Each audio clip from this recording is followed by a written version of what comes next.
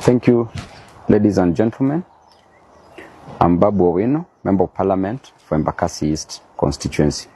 I stand before you today not just as a voice of concern, but as a citizen who is deeply outraged by the senseless violence we are witnessing.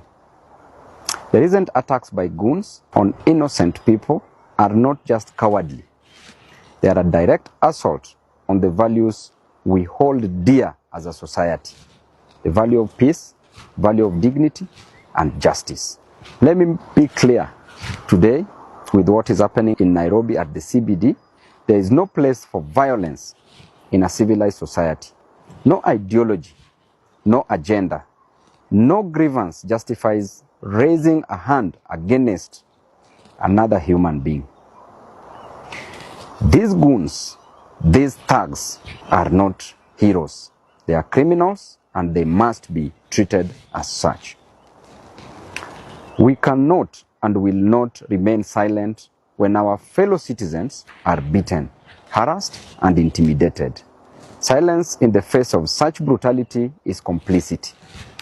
It is our moral duty to speak up, to demand accountability, and to ensure that those responsible are brought to book. I also take this opportunity to condemn the senseless killing of one innocent protester at the CBD today by a police officer. An officer whose responsibility is to protect lives and to protect property. But instead, these officers resorted into taking lives. I want to condemn this with the contempt it deserves.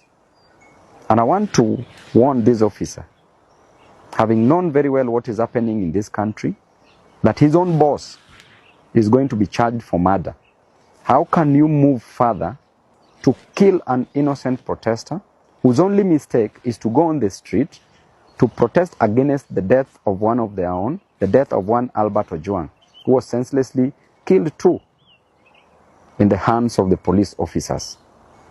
Such police officers are criminals. Such police officers must be condemned. Such police officers must take plea, must be charged with murder.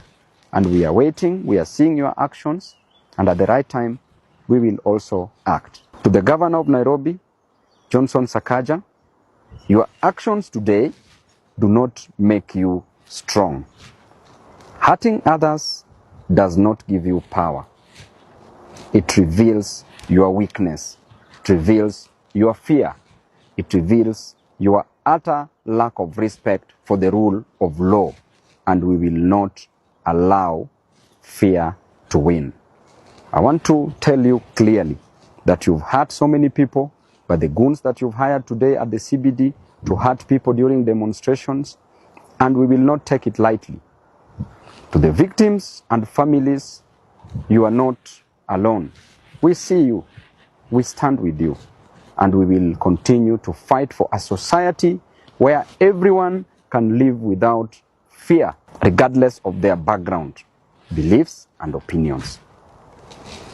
Let us send a message loud and clear that we will not be bullied, we will not be silenced, and we will never stop fighting for justice. We will never stop fighting for peace and for the right of every individual in this county and in this country. What the governor has done is completely unacceptable. I condemn it strongly, and I believe that he can do better. When he was campaigning, he used to say that siasa bila chuki, siasa bila vita. But now, what are we seeing in Nairobi? A disorganized county, a county that should be organized instead of being antagonized by the governor with the help of the government. We want to warn the goons that you need to stay at home. When people are peacefully demonstrating against the death of one Albert Ojwang that was so gruesome, a death that every Kenyan condemned, you come and you start dancing on the grave of the dead by trying to intimidate fellow Nairobians, fellow Kenyans who are fighting for justice. I want to say that you are criminals and you must be dealt with accordingly. And therefore, Nairobians, do not fear. We are with you. We will stand by your side. We will fight by your side. As Babu Owino, I will always be by the side of the people. God bless you and thank you all.